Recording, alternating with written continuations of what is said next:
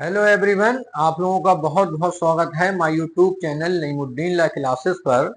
और हम लोग यूपी एपीओ स्पेशल बैच चला रहे हैं भारतीय नागरिक सुरक्षा संहिता का, जिसको आप लोग शॉर्ट में BNSS 2023 भी बोलते हैं। यानी बच्चों ने नाम रख लिया है इसका BNSS 2023, लेकिन इसका पूरा नाम हिंदी इंग्लिश में यही है, भारतीय नागरिक सुरक्षा संहिता 2023। भारतीय नागरिक सुरक्षा संहिता 2023 की हम धारा 125 पर आ गए हैं। धारा 125 क्या कहती है? जब भी किसी व्यक्ति को न्यायालय दंडित कर देते हैं, यानी अपराध के लिए दोष सिद्ध मान लेते हैं, फिर भी यानी दोष सिद्धि पर परिशांति कायम रखने के लिए प्रतिभूति फिर भी उनसे जो है एक सिक्योरिटी ली जाती है इस बात की, क्योंकि वो हो सकता है कि अपील में अभी उनको बेल मिल जाए। जैसे 3 साल की सजा है तो 1-2 दिन रहते हैं और अपील भी हो जाती है, बेल भी मिल जाती है, लेकिन फिर भी ऐसे व्यक्ति समाज में शांति बनाए रखें तो उसके लिए प्रतिभूति की व्यवस्था करी गई है भारतीय नागरिक सुरक्षा संहिता 2023 में। तो पहली धारा यही है, धारा 125। इसमें कहा गया जब सेशन न्यायालय या प्रथम वर्ग मजिस्ट्रेट का न्यायालय, यानी ये लोग कोई दोष सिद्धि करते हैं तो ये इसमें श्योरिटी मांग सकते हैं। श्योरिटी जो है वो 3 वर्ष तक की मांग सकते हैं। एक हमेशा याद रखना 3 वर्ष तक, यानी इससे अधिक नहीं होगी।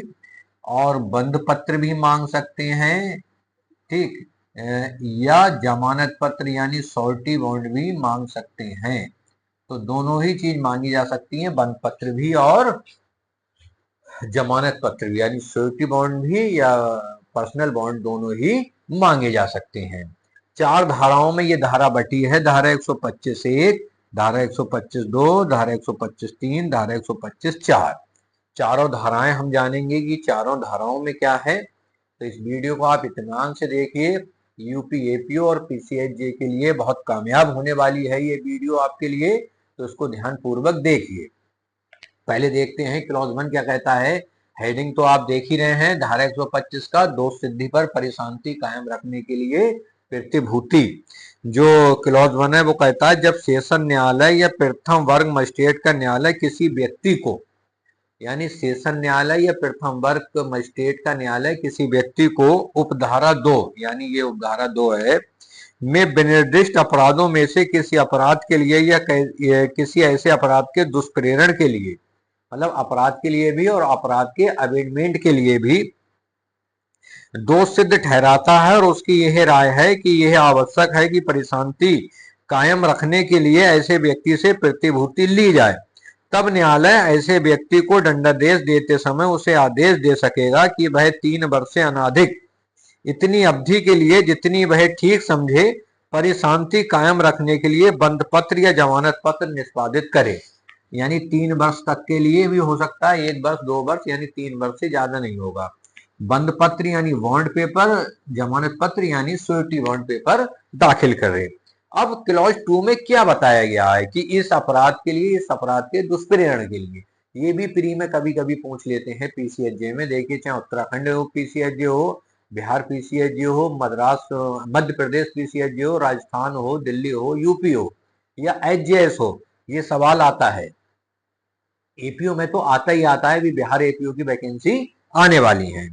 तो इसमें यह कहा गया है क्लॉज 2 में, क्योंकि पहली धारा में यह कहा गया क्लॉज उपधारा 2 में विनिर्दिष्ट अपराध या उनका दुष्प्रेरण, तो क्लॉज 2 में ये 125(2) में जो कहा गया उपधारा 1 में विनिर्दिष्ट अपराध निम्नलिखित हैं, ए बी सी डी करके 4 अपराध बताए गए हैं। पहला ये है कि भारतीय न्याय संहिता 2023 के अध्याय 11 के अधीन दंडनीय कोई अपराध जो धारा 193 की उपधारा 1 या धारा 196 या धारा 197 के अधीन दंडनीय अपराध से भिन्न है।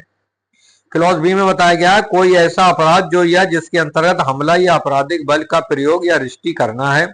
क्लॉज सी में बताया गया आपराधिक अभित्रास का कोई अपराध। क्लॉज डी में बताया गया कोई अन्य अपराध जिससे परिशांति भंग हुई है या जिससे परिशांति भंग आश्रित है या जिसके बारे में ज्ञात था कि उससे परिशांति भंग होने की संभावना है। अब क्लॉज 3 पर आते हैं। 125 क्लॉज 3 कहा गया यदि दोष सिद्धि अपील पर या अन्यथा अपास कर दी जाती है तो बंध पत्र या जमानत पत्र जो ऐसे निष्पादित किया गया था शून्य हो जाएंगे।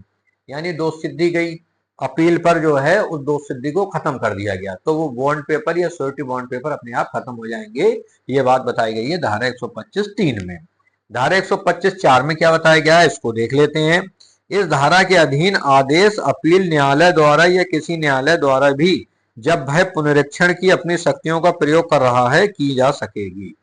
कहा गया मतलब इस धारा के अधीन आदेश अपील न्यायालय द्वारा या किसी न्यायालय द्वारा भी जब वह रिवीजन की शक्तियों का प्रयोग कर रहा है तब भी ये की जा सकेगी। यानी ये धारा 125 है, प्री मेंस इंटरव्यू तीनों में पूछी जाती है, इसलिए आप तीनों में ध्यान रखिए।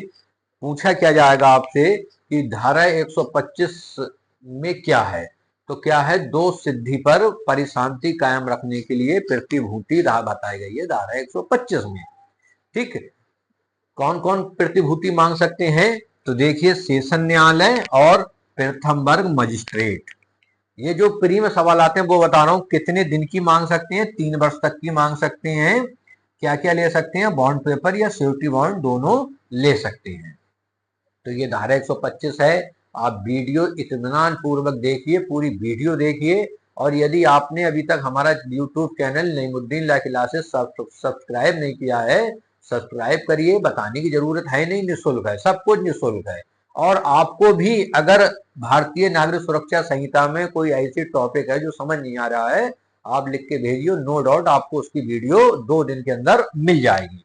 तो इसको पूरा देख लीजिए, एक बार डायरेक्ट भी पढ़िए। फिर भी कोई समझ में चीज नहीं आए तो कमेंट बॉक्स में जरूर पूछिए। वीडियो देखने के लिए बहुत बहुत धन्यवाद।